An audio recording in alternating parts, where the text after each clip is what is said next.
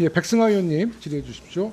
예, 리박스쿨 댓글 조작과 극우교육 늘봄학교 침투 의혹에 대해서 저도 질의하겠습니다.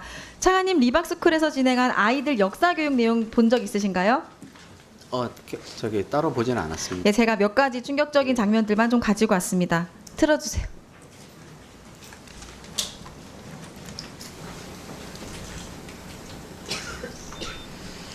그러니까 인재가 너무나 부족했기 때문에 이승만 대통령이 이 사람들한테 기회를 준 거예요. 니네가 조금 친일을 했을지라도 나라를 위해 일해라. 그걸로 속죄해라. 이렇게 해서 기회를 준 겁니다. 그게 친일이에요? 친일 청산 안 한 거예요? 이승만 대통령의 선택이 옳았다라는 증거가 됩니다. 이해가 되시죠? 대한민국 건국은 이승만 대통령의 인맥으로 됐다. 이승만 대통령의 인맥으로 사실상 이승만 대통령 혼자 한 거예요, 독립은 거의. 3.15 선거는 왜 부정선거가 됐을까요? 왜 부정을 일으킬 수밖에 없었을까? 4번. 맞습니다. 답은 4번입니다. 이기동 후보의 당선이 불안해서 부정을 저질렀습니다.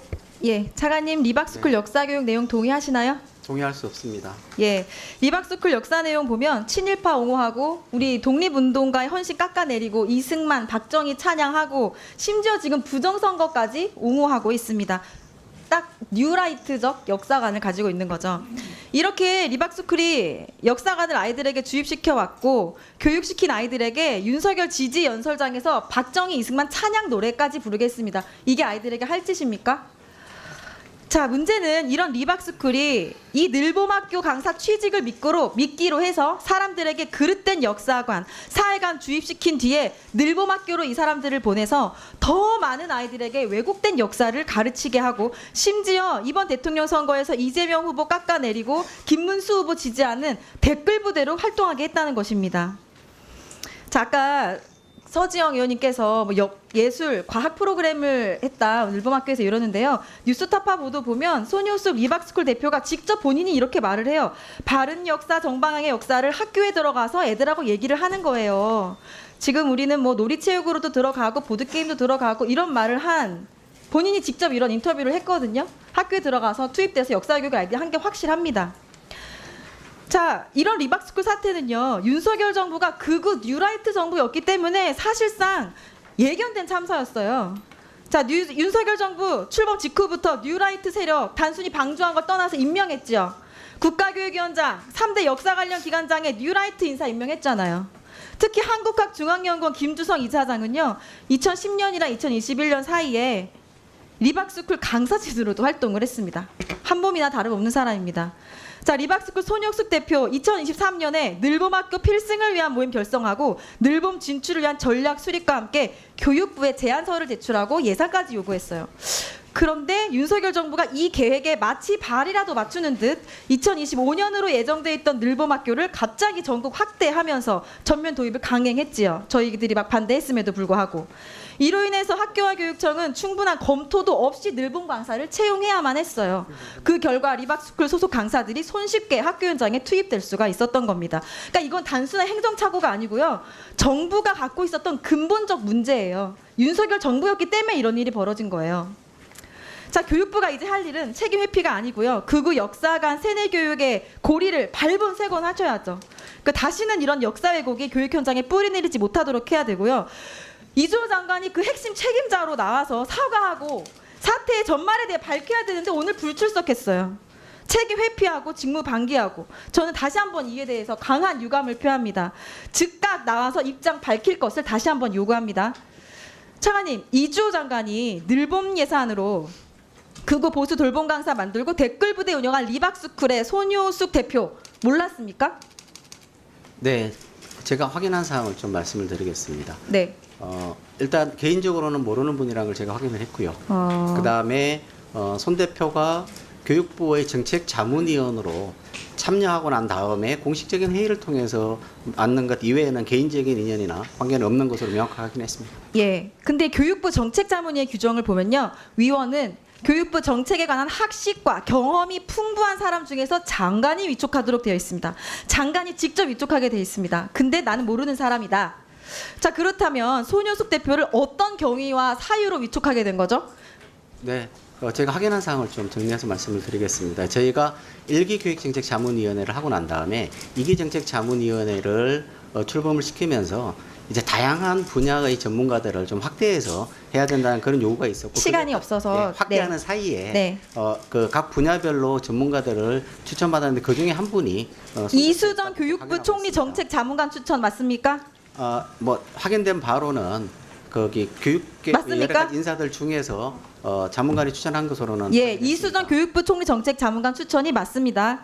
자, 이주호 장관 최측근이자 돌봄 정책 비롯한 각종 정책을 지원한 이수정 교육부 총리 정책 자문관이 추천했습니다. 근데 무슨 일을 하는 사람인지도 몰랐다는 것은 말이 안 된다. 이렇게 생각을 하고요. 얼핏 뉴스 타파 보도에도 나왔는데 손은숙 대표가 교육부 정책자문위원장 임명장을 앞세워서 늘봄학교 프로그램에 손쉽게 침투했습니다. 그러니까 여기에 이주호 장관이 지대한 역할을 한 거예요. 부정할 수 없는 사실입니다. 이게 다 우연이라고 말하기에는 너무 비합리적이죠. 자, 손효숙 대표가 운영하는 걸로 알려진 한국늘봄교육연합회가 있어요. 여기가 서울교대랑 MOU 맺고 늘봄 강사 파견했는데요. 저희 의원실에서 아무리 확인을 해봐도 교육부나 교육청에 이 한국늘봄교육연합회가 등록이 안 돼 있어요. 미등록 단체입니다. 그러니까 임의 단체예요. 사단법인이라고 신고를 해놓고 알고 보니 등록이 안 된 미등록 단체입니다. 그런데 한국늘봄연합회가 임의단체인데 사단법인이라 4층에서 MOU를 서울교대랑 맺었다. 이거는 타인을 기망해서 재산상의 이익을 취하는 행위. 사기죄입니다. 사기죄예요. 교육부는 이 해당 사항 또한 철저하게 확인하셔야 되고요. 임의단체라면은 이 늘봄 예산, 국고가 개인 통장으로 지금 들어간 거거든요.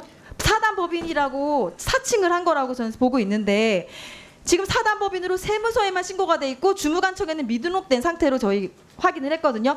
법인 등기도 지금 확인해봤는데 안 나옵니다. 그러니까 이렇게 알 수도 없는 이런 유령 단체가 서울교대랑 MOU를 맺고 늘봄 강사를 학교에 투입시켰다. 교육부 이거 철저히 다시 확인해 주시면 좋겠습니다. 예, 저희가 사실관계를 준비하고 있는 중이고 제가 간략하게 좀 먼저 말씀드리고 계속 후속 질문을 해주실 테니까 답변을 드리겠습니다. 우선 이수정 자문관은 이제 유초중등 교육을 교육부 장관에게 자문하는 역할을 했습니다. 그래서 유초중등 교육계에서 추천받은 분으로 확인했고요. 제가 확인한 결과에 개인적으로 인연이 있거나 그런 건 아니라고 확인을 했습니다. 다만 이제 그 당시 확대하는 과정에서 여러분들을 모셨는데 그 시기에는 특별한 특이사항이 없어서 위원으로 위촉을 했고 다만 저희가 현재의 상황으로 볼 때 위원 위촉이나 이런 부분에서는 저희가 좀 더 세심한 그런 그 노력을 해야 된다는 것에서는 저희가 지금 그 생각을 같이 하고 있습니다. 또 하나는 지금 그 늘봄연합회에게 직접 지원하거나 그런 것은 없습니다. 여기는 협력기관으로 서울교대의 협력기관으로서 초기에 참여할 때 들어가 있는 것이고요. 그러고 난 다음에 운영기관으로서 선정된 이후에는 이제 직접 서울교대가 강사도 채용을 하고 프로그램도 운영하는 형태입니다. 그렇기 때문에 늘봄연구회나 여기로 연관되어 있다고 보는 리박스쿨에 직접적으로 재정 지원된 것은 없습니다. 그건 사실관계입니다. 예산이 하나도 거기에 들어가지 않는다. 그리고 자문관이 추천한 것이기 때문에 장관은 모르는 일이다라는 것은 국민들이 납득할 수 있을지에 대해서는 국민의 판단에 맡기겠습니다. 네, 일단은 제가 명확하게 확인한 사실관계를 중심으로 제가 말씀을 드리겠습니다.